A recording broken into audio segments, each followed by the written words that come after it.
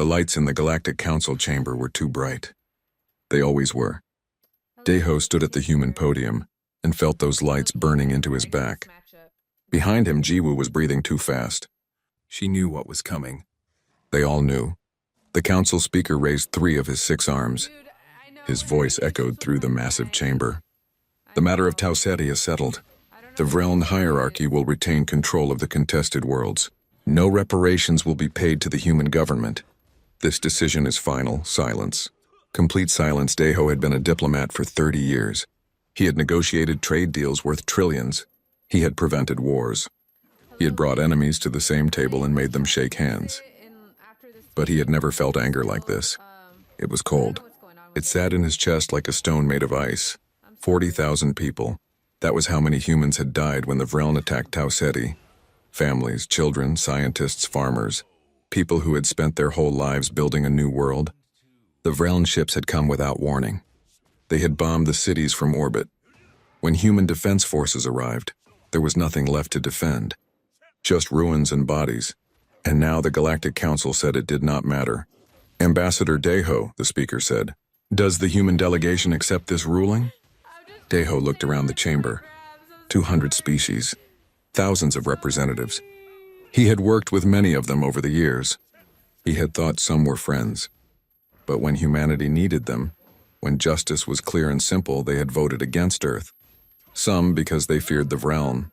Some because they thought humans were too aggressive. Some just because they could. He closed his briefcase. The sound was small, but everyone heard it. The chamber was that quiet. The United Earth government acknowledges the Council's decision, Deho said. His voice was calm. That was important. He needed to be calm. We also acknowledge something else. Humanity does not belong in this council. We thought we did. We were wrong. The speaker's head tilted. Ambassador, please clarify your statement. We are leaving, Deho said. Effective immediately, Earth withdraws from the Galactic Council.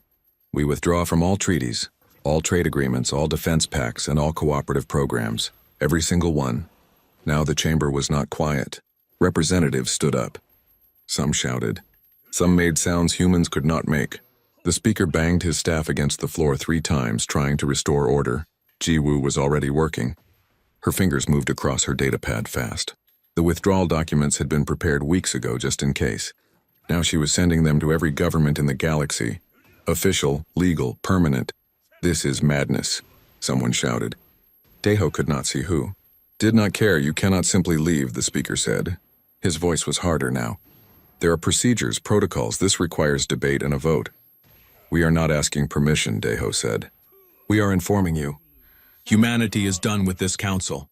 We came here hoping for justice. Instead, we learned that justice does not exist here. Only politics. Only power. So we will take our people, our ships, our technology, and our resources, and we will go home. A Kalesh representative stood up. Her scales were bright blue, which meant she was angry. The human economy depends on galactic trade. You will collapse within a year. Perhaps, Deho said. That is our problem to solve. Not yours. Not anymore. Another voice, this time from a Weth delegate. What about the defense pacts? The frontier zone depends on human ships. Then the frontier zone will need to find other ships, Deho said. We are recalling every human vessel outside our territory. Every single one. Jiwoo touched his arm. Sir, it is done. All documents are filed. All governments have been notified. The recall order is going out now. Deho nodded. He looked at the speaker one last time. You taught us something today. You taught us that this council only respects strength. You respect the Vreln because they took what they wanted, and you were too afraid to stop them. You do not respect humanity because we followed your rules. We tried to do things the right way. He picked up his briefcase. We will not make that mistake again. The walk out of the council chamber was long. Every eye in the room watched them. The human delegation was small. Just 12 people. They walked together, backs straight, faces calm. No one spoke to them. No one tried to stop them. Outside, their ship was waiting. It was a small diplomatic vessel, not much bigger than a house. But it was human. That was enough. As they left the station, Jiwoo finally spoke. Do you think they understand what they just did? Deho watched the council station grow smaller in the viewport. No, they think we are throwing a tantrum. They think we will come back begging within a few months. Will we? No, Deho said. Never. Across the galaxy, human ships began to move.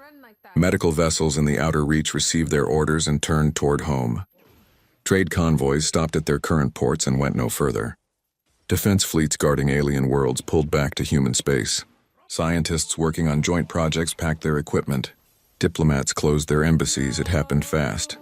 Within a week, every human outside Earth-controlled territory was on their way home. Every ship, every station, every outpost. Earth was pulling in, closing its borders, sealing itself away from a galaxy that had betrayed it. The Galactic Council issued a statement. They called humanity's actions reckless and irresponsible. They said Earth would regret this decision. They promised the galaxy would adapt and move on without human participation. Back on Earth, in his office in Geneva, Deho read that statement. Then he deleted it. Outside his window, the sun was setting. Tomorrow, the real work would begin. Humanity had cut itself off from the galaxy. Now they had to survive alone. But alone was better than this. Alone was better than staying in a system that protected murderers and punished victims. Alone was better than watching 40,000 graves get dismissed as a territorial misunderstanding. The galaxy would learn what it had lost. Maybe not today. Maybe not next month.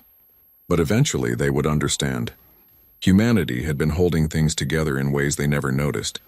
And now those hands were gone. Let them figure it out themselves. Taeyang looked at the message on his screen for the third time. It had not changed. The words were still the same. Return to human space immediately. All medical vessels recalled. No exceptions. He was standing in the medical bay of his ship, the Morning Star. Through the window, he could see Helix 4. The planet looked red from orbit, like rust. On the surface, 15,000 miners were dying from a plague that had appeared 3 weeks ago. Their own government had promised help. That help never came. So Taeyang and his crew had stayed. They treated the sick. They distributed medicine. They taught the local doctors how to handle the disease. It was what human medical ships did. They went where they were needed, but now Earth was calling them home. Captain, his medical officer Hana said quietly. She was young, only 26. This was her first deep space posting.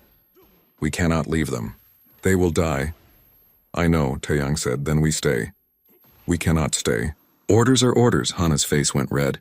Orders, Captain, there are children down there. We have the medicine they need. We can save them! Taeyang was 53 years old. He had been doing this job for 28 years. He had saved thousands of lives on hundreds of worlds. He had seen plagues, radiation sickness, chemical disasters, and diseases that had no names. And now he had to leave these miners to die because politicians in a fancy council chamber had decided human lives did not matter. Pack everything, he said. We leave in 6 hours. Captain, 6 hours, Lieutenant. That is an order.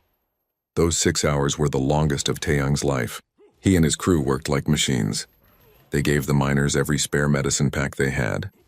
They left behind equipment worth millions. They taught the local medical staff everything they could in the time remaining. But it was not enough. It would never be enough.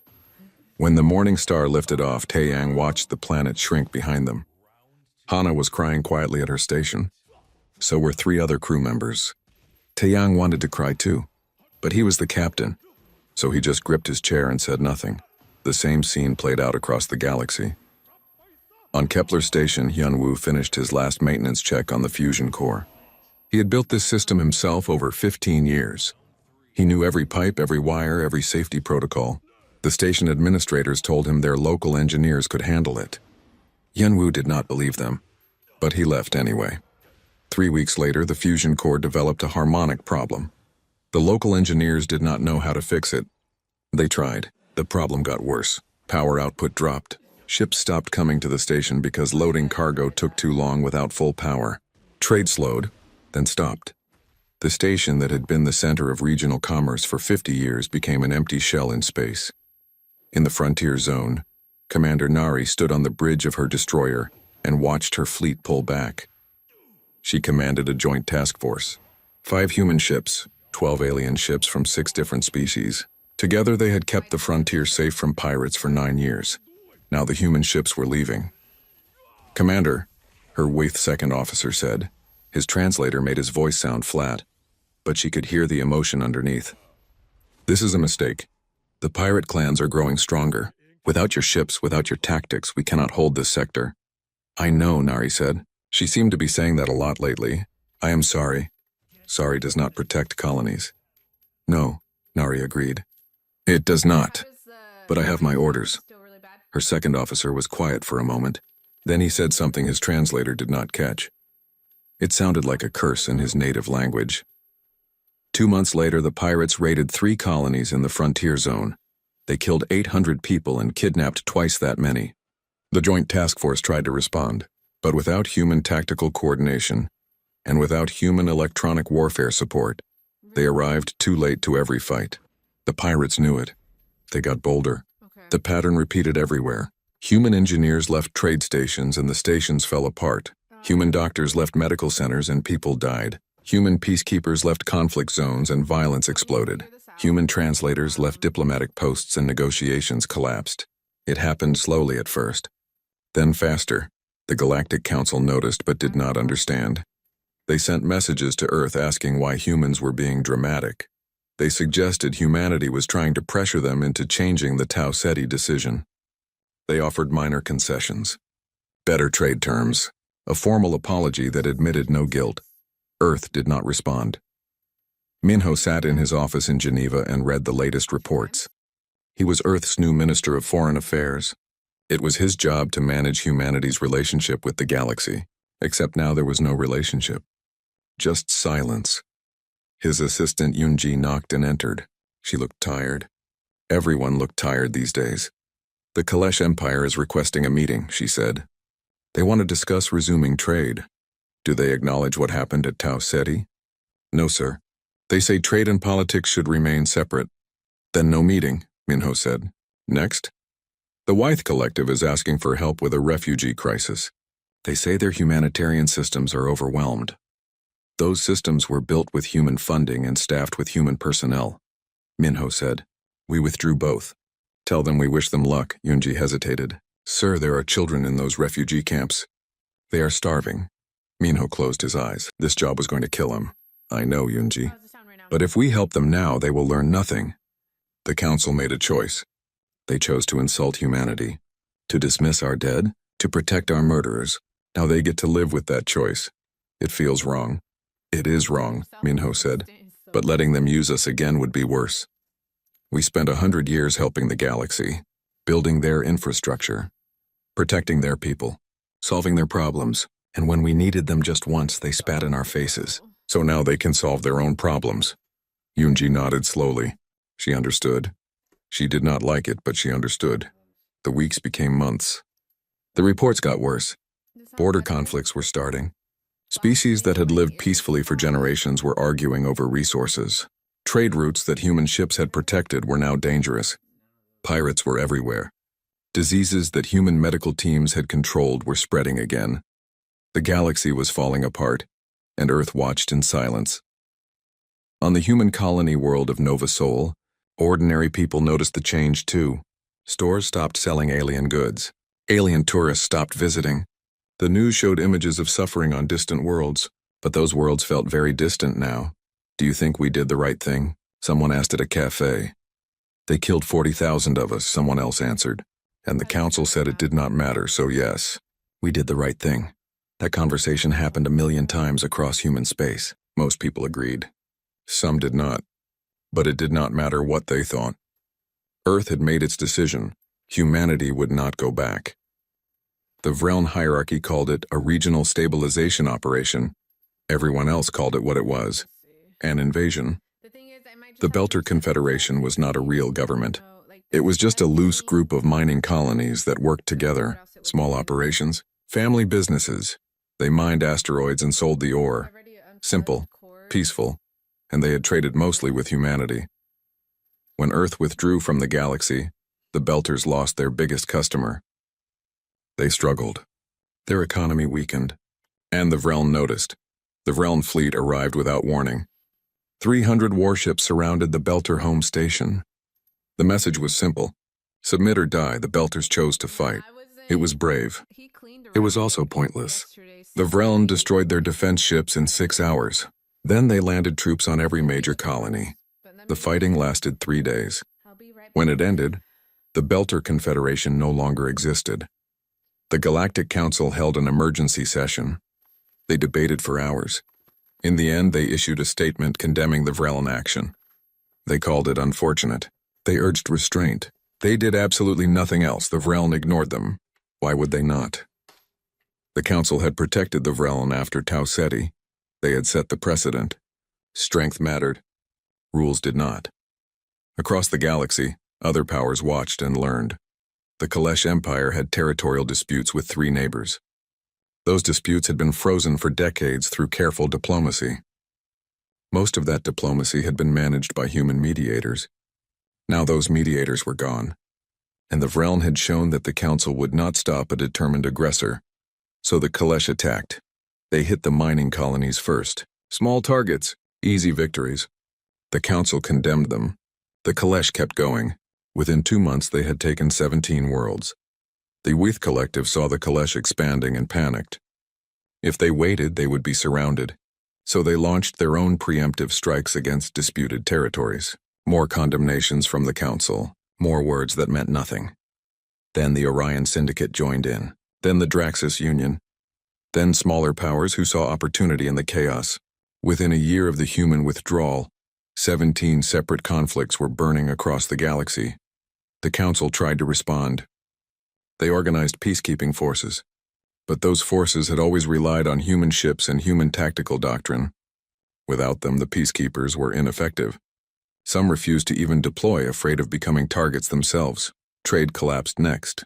The routes between major sectors had been protected by human patrol fleets for decades. Without those patrols, piracy exploded. Merchant ships started traveling in convoys. Then they stopped traveling at all. Why risk a valuable ship when it might get captured? Economic systems that had been stable for generations began to shake. The galactic credit had been backed partly by human financial reserves. When Earth withdrew those reserves, the credit's value dropped, then dropped again. Some governments tried to create their own currencies. That just made the chaos worse. Food shortages appeared on worlds that had imported human agricultural products. Medicine shortages hit colonies that had relied on human pharmaceutical companies. Technology shortages affected everyone because human manufacturers had supplied 30% of the galaxy's advanced components. In his office in Geneva, Minho read the reports and felt nothing. Not satisfaction, not pity. Just a cold certainty that this had been inevitable. Yunji brought him the latest numbers. 40 billion people are affected by humanitarian crises across the galaxy. The Council's relief systems have collapsed. They are asking if we will reconsider our position. What are they offering? Nothing concrete. Just appeals to our better nature, Minho laughed. It was not a happy sound. Our better nature. They told us our dead did not matter. They protected the people who killed our people. And now they want us to help them out of kindness? Some of our analysts think the Council might actually collapse, Yunji said carefully. 3 species have already withdrawn. 5 more are considering it. Good, Minho said. Let it collapse. It was rotten anyway. Sir, if the Council falls, the chaos will get worse. Much worse, I know. Minho looked at his hands. They were shaking slightly. When had that started? But it is not our problem anymore, Yunji. They made that very clear. Back-channel communications kept coming. Individual species reaching out to Earth secretly. Some apologized for the Tau Ceti vote. Some offered trade deals. Some just begged for help. Earth's response was always the same. A list of conditions. Acknowledge the Tau Ceti massacre. Pay reparations. Agree to new treaties based on mutual respect. Most species refused. They wanted Earth's help, but not on Earth's terms, so they got nothing. There were exceptions. A few smaller species broke completely with the Council. They came to Earth openly and honestly. They admitted they had been wrong. They paid what reparations they could afford. And Earth helped them, not with charity, with fair deals. Technology transfers in exchange for resources. Defense agreements in exchange for basing rights. Trade partnerships where both sides benefited. These species formed the core of what would become the Free Trade Coalition, but that was still years away. For now, there was just the chaos. On the human colony of New Busan, life continued normally. The planet was beautiful. Blue oceans, green forests, cities that mixed Korean architecture with futuristic design. People worked. Children went to school. It felt peaceful. Sung Ho was a teacher there. He taught history to teenagers. His students had questions about what was happening in the galaxy. Why do we not help them? One girl asked. We have medicine. We have food. People are dying. Because helping people who hate us does not make them stop hating us, Sung Ho said. It just makes them dependent on us. And when we needed them, they were not there for us. But is it right to let people suffer? No, Sung Ho admitted. It is not right.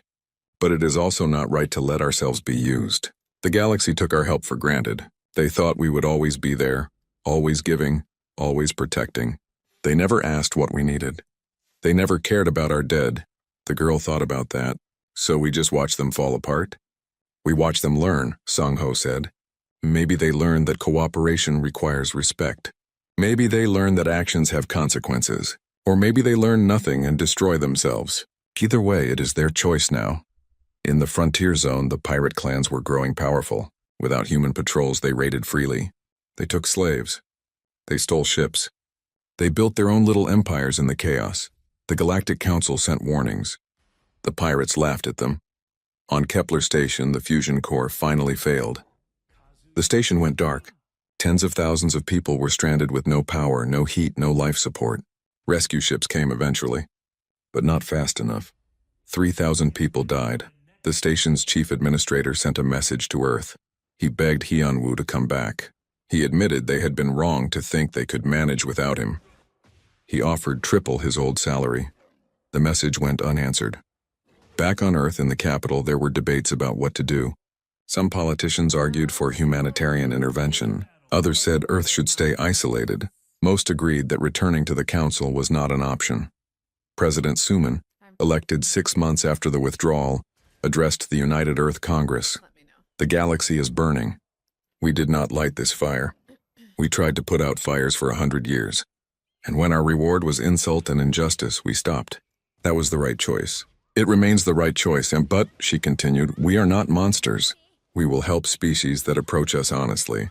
We will trade with those who treat us fairly. We will defend those who stand with us.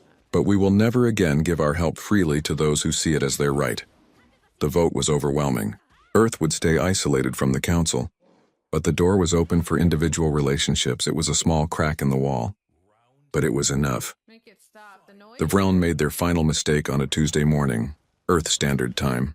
Their fleet appeared at the edge of the new Busan system without warning. 50 capital ships, 400 support vessels, nearly 1,000 smaller craft. It was the largest military force assembled in 2 decades. They had brought enough firepower to crack a planet. The message they broadcast was simple. New Busan would surrender immediately. Any resistance would result in total orbital bombardment. They gave the colony 1 hour to respond. On New Busan, the warning sirens began to scream. Sung Ho was in his classroom when the alarm sounded. His students looked at him with wide, frightened eyes. They had grown up in peace. They had never heard that sound before, but they knew what it meant. Everyone to the shelters, Sung Ho said calmly. Now, quickly, but do not run. As his students filed out, Sung Ho looked up at the sky through the classroom window. It was a beautiful blue sky. He wondered if he would see it again. In orbit, the new Busan defense station was scrambling its fighters. They had maybe 30 combat-ready ships, against 1,000. The station commander knew it was hopeless, but he launched them anyway. The Vreln were confident. They had watched humanity withdraw from the galaxy. They had seen Earth pull back behind its borders. They interpreted this as weakness. They thought the humans had run away scared. They were about to learn how wrong they were. Admiral Jae-sung stood on the bridge of the EDS Indomitable. His flagship was one of 12 human warships that had been conducting exercises, 1 system away from New Busan. They had detected the Vreln fleet the moment it entered the system. Battle stations, Jae-sung said quietly. His crew moved like water, smooth, fast, precise. They had been training for 2 years. Training for exactly this. The Vreln had no idea what was coming. The human fleet did not approach slowly. They did not broadcast warnings. They simply jumped in system at maximum combat speed and opened fire. The first Vreln ship to die never even knew it was under attack. Its shields collapsed under a barrage of weapons that should not have existed. Weapons the Vreln had never seen. The ship broke apart in silence because sound does not carry in space. Then the second ship died. Then the third. Then 10 more in the space of 30 seconds. The Vreln commander finally realized what was happening. He ordered his fleet to engage. 1,000 ships turned to face 12. On paper, it should not have been a contest, but numbers did not tell the whole story. Human ships had been upgraded during the 2 years of isolation. New reactors that produced 3 times the power. New shields that regenerated in seconds. New weapons with targeting systems so advanced they seemed to predict enemy movements. New fighters flown by pilots who had trained in simulators more realistic than reality itself. And new tactics. The Galactic Council had taught humanity that following the rules was pointless. So humanity had stopped following them. No more honor. No more fair play. Just brutal, efficient warfare designed to kill the enemy as quickly as possible. The battle became a massacre. Vreln ships fired their weapons. Human shields absorbed the impacts easily. Human ships fired back. Vreln shields collapsed. Vreln armor burned. Vreln crews died. The Vreln commander tried to organize a defensive formation. Human electronic warfare systems jammed his communications and fed false data to his sensors. His ships could not coordinate. They could not even see each other properly. Bora, the communications officer on the Indomitable, was 19 years old. This was her first real combat. She watched the tactical display and felt sick. The Vreln ships looked like fish being torn apart by sharks. It was not a battle. It was an execution. "Admiral," she said quietly, "they are trying to surrender." Jae-sung looked at the display. Half the Vreln fleet was already destroyed. The survivors were broadcasting surrender signals and powering down their weapons. "No," he said. "Sir, they came here to bombard a planet. They came here to kill civilians. They do not get to surrender now that they are losing." Bora opened her mouth to argue. Then she remembered Tau Ceti. 40,000 dead. The Council had done nothing. The Vreln had learned that attacking humans had no consequences. "Yes, sir," she said. The battle lasted 6 hours total. When it ended, the Vreln hierarchy had lost its entire expeditionary fleet. Not a single ship escaped. The human fleet had suffered 0 casualties.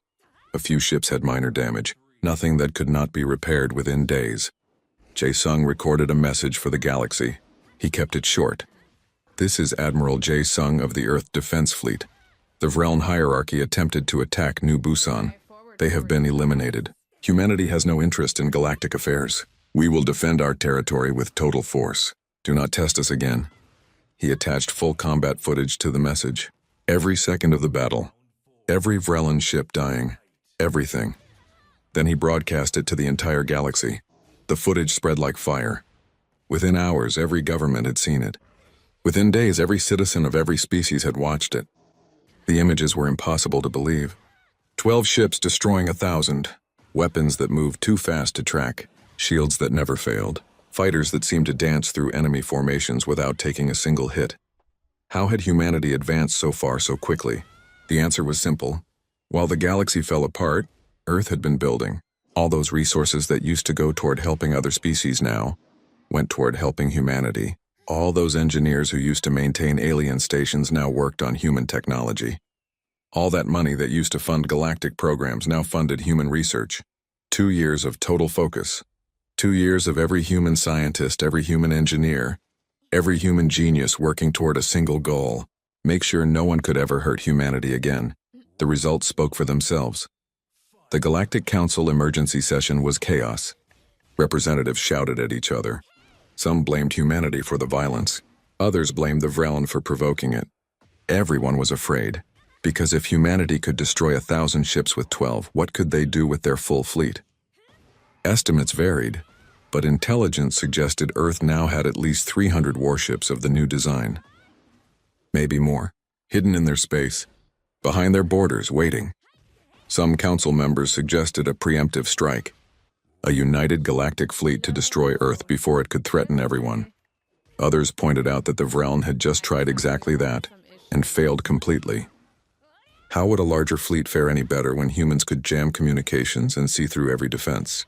The debate went nowhere. The council could not agree on anything. They never could. That was their problem. 3 days after the Battle of New Busan, a single human freighter arrived at the council station. The captain was a woman named Young Mi. She was not a diplomat, not an official representative, just a civilian who had volunteered to deliver a message. She walked into the council chamber like she owned it. Thousands of representatives watched her cross the floor. She stopped at the center and looked around.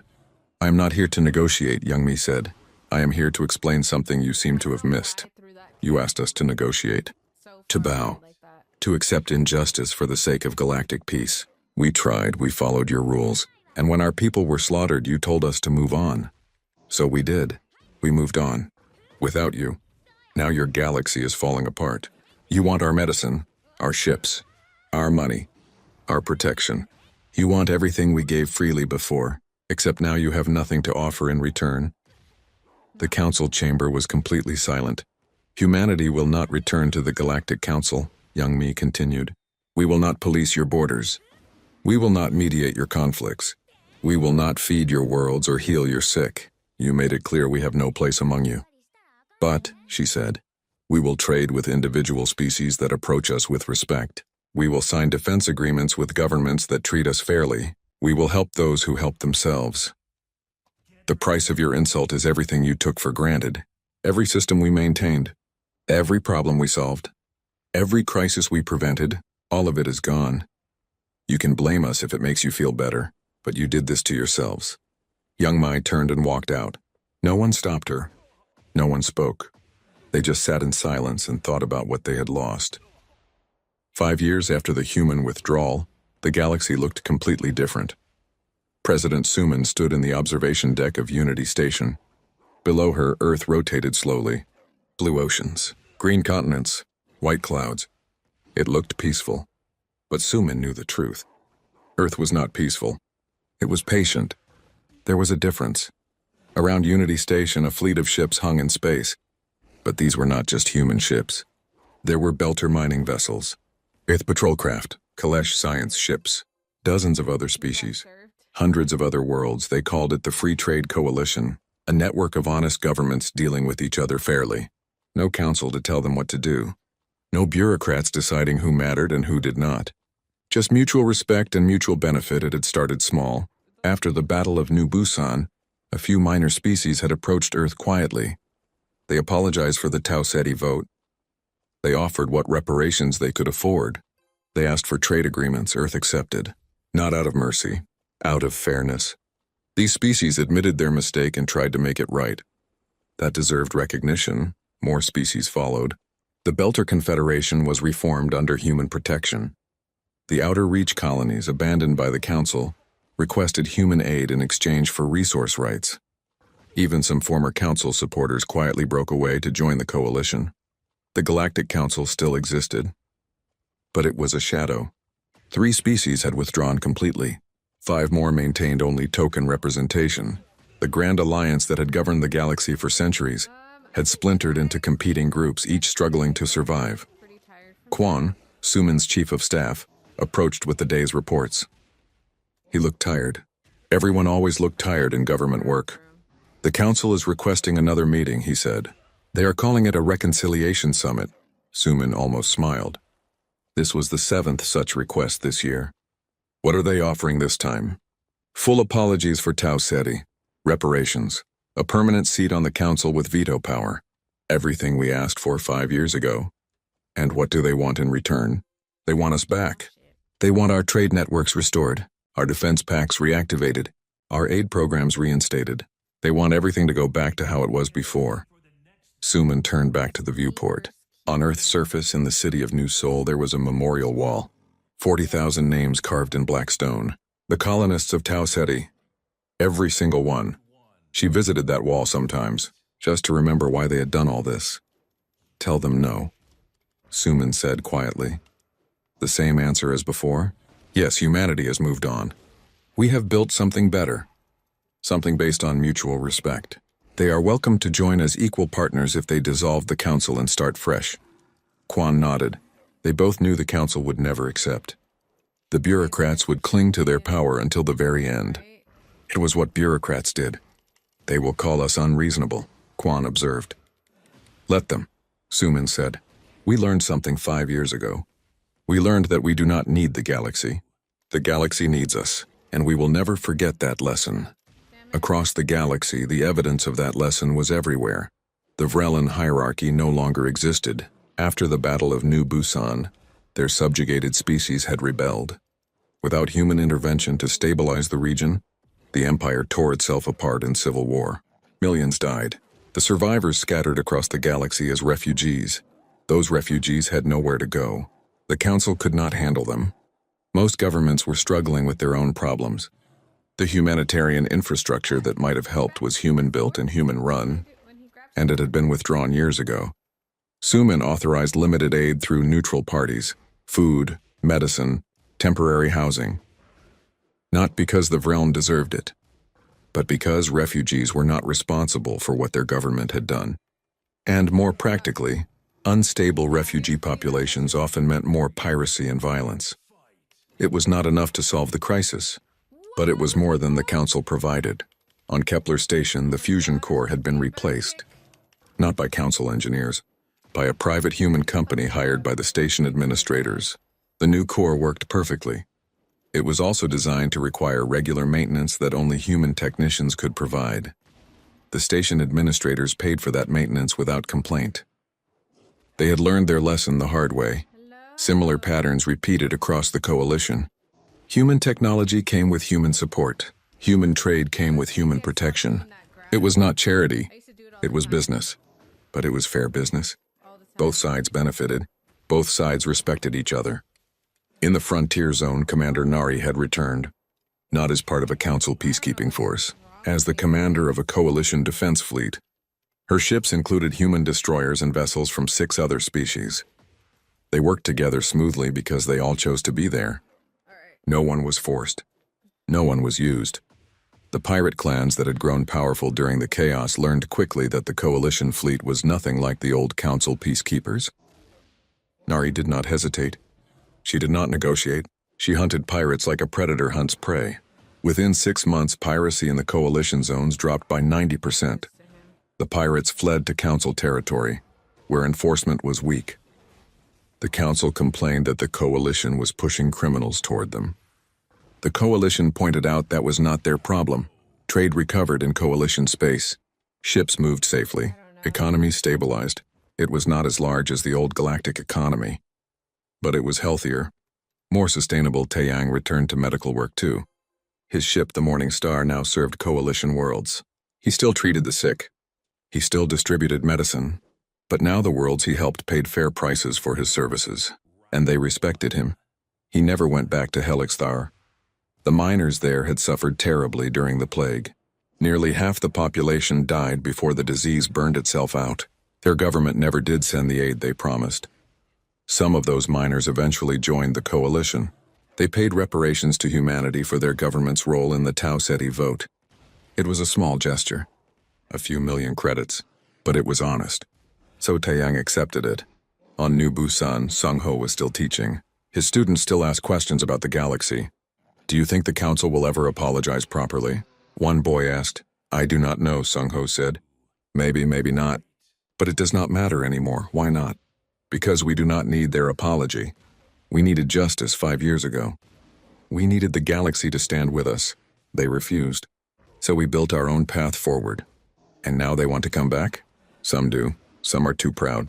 But the ones who come honestly, who admit they were wrong, who treat us with respect, we welcome them.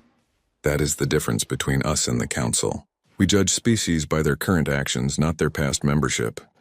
The girl who had asked about helping people years ago spoke up. "So we are helping people again?" "We never stopped helping people," Sung-ho said. "We just stopped helping people who did not respect us."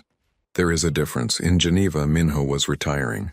He had served as Minister of Foreign Affairs for 5 years. It had been the hardest 5 years of his life, watching the galaxy burn, saying no to desperate pleas for help, maintaining the blockade even when it hurt to do so. But it had worked. Earth was stronger now, more independent, more respected. The galaxy had learned that humanity could not be taken for granted. His replacement was Yunji. She was young, but she understood what was at stake. "The job is going to be easier for you," Minho told her on his last day. "The hard choices have been made. Now you just maintain the course. Now, do you have any regrets?" Yunji asked. Minho thought about that every day. I regret every person who died because we withdrew, every child who starved, every refugee who had nowhere to go. But I do not regret the withdrawal itself. We had to do it. The galaxy needed to learn. Some lessons only come through pain. Do you think they learned? Some did. Some never will. That is the nature of power. Some people only understand strength. The Council understood only weakness and compromise. So we stopped being weak. We stopped compromising. And now we are stronger for it. Yunji nodded. She would carry that lesson forward. Back on Unity Station, Suman finished reviewing the reports. The coalition was growing, 30 species now, maybe 40 by next year. Not all of them were small or weak. Some were major powers who had left the Council because they saw the future more clearly. The future was not a single galactic government. It was a network of independent governments working together by choice, respecting each other, trading fairly, defending each other when necessary. It was not perfect. There were still conflicts, still problems, still suffering. But it was better, more honest, more sustainable, and most importantly, humanity was never again at the mercy of those who did not value human lives. Suman looked out at the ships floating near Unity Station. Each one represented a world that had chosen to stand with humanity. Not because they had to, because they wanted to. That was worth more than any council seat. The galaxy had learned its lesson the hard way. Justice mattered. Respect mattered. And when you killed 40,000 humans and called it a misunderstanding, there would be a price to pay. Humanity had collected that price, not through revenge, through absence. By simply walking away and letting the galaxy discover what it had lost. It turned out they had lost everything that mattered,